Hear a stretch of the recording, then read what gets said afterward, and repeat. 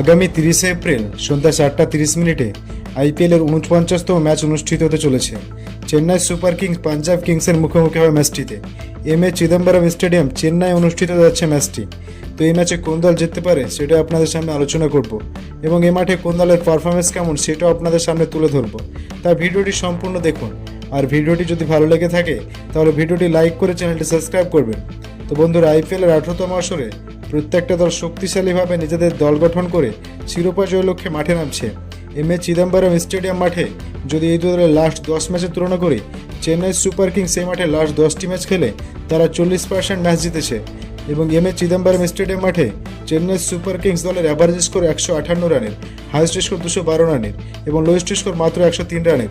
তারপর যদি বলি পাঞ্জাব কিংস দলের কথা, তারা এম.এ. চিদম্বরম স্টেডিয়াম মাঠে লাস্ট 9টি ম্যাচ খেলেছে এবং পাঞ্জাব কিংস এ মাঠে 44% ম্যাচ জিতেছে এবং এ মাঠে পাঞ্জাব কিংস দলের অ্যাভারেজ স্কোর 153 রানের, হাইয়েস্ট স্কোর 201 রানের এবং লোয়েস্ট স্কোর মাত্র 120 রানের। তো বন্ধুরা, পরিসংখ্যান অনুযায়ী এই এম.এ. চিদম্বরম স্টেডিয়াম মাঠে চেন্নাই সুপার কিংস দলের পাল্লা অনেক ভারী। তাছাড়া চেন্নাই সুপার কিংস দলের নিজেদের ঘরের মাঠ এবং নিজেদের সাপোর্টার ফ্যান ফ্লোর তো অনেক থাকবে, সেদিক থেকেও চেন্নাই সুপার কিংস কিছুটা এগিয়ে থাকবে। এবং আমরা সবসময় দেখে থাকি এম.এ. চিদম্বরম ক্রিকেট স্টেডিয়াম মাঠে সবসময় একটা অ্যাভারেজ রান হয়ে থাকে এবং এই মাঠে যারা প্রথমে ব্যাট করবে তাদের জেতার সম্ভাবনা 57% এবং যারা প্রথমে বল করবে তাদের জেতার সম্ভাবনা 42%। এবং এম.এ. চিদম্বরম ক্রিকেট স্টেডিয়াম মাঠে অ্যাভারেজ ফার্স্ট ইনিংস 163 রানের এবং সেকেন্ড ইনিংস 150 রানের।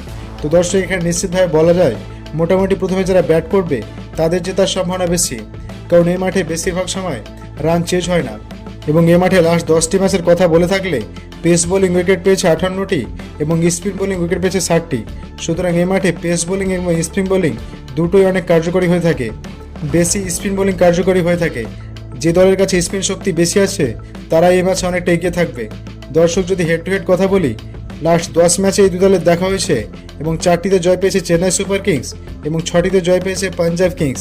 এদিক থেকে চেন্নাই সুপার কিংসের থেকে পাঞ্জাব কিংস কিছুটা এগিয়ে আছে, কিন্তু বর্তমানে শক্তিমত্তার দিক দিয়ে এই দু দলের মধ্যে কোনো দলই কম শক্তিশালী নয়।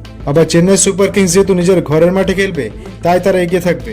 আবার ফ্যান পোলে এই দু দলের মধ্যে চেন্নাই সুপার কিংসে 49% জেতার সম্ভাবনা দিয়েছে আর পাঞ্জাব কিংসে 51% জেতার সম্ভাবনা দিয়েছে। কিন্তু বন্ধুরা, আমার মতে সামগ্রিক তথ্য বিবেচনা করে এই ম্যাচে চেন্নাই সুপার কিংস জিততে চলেছে।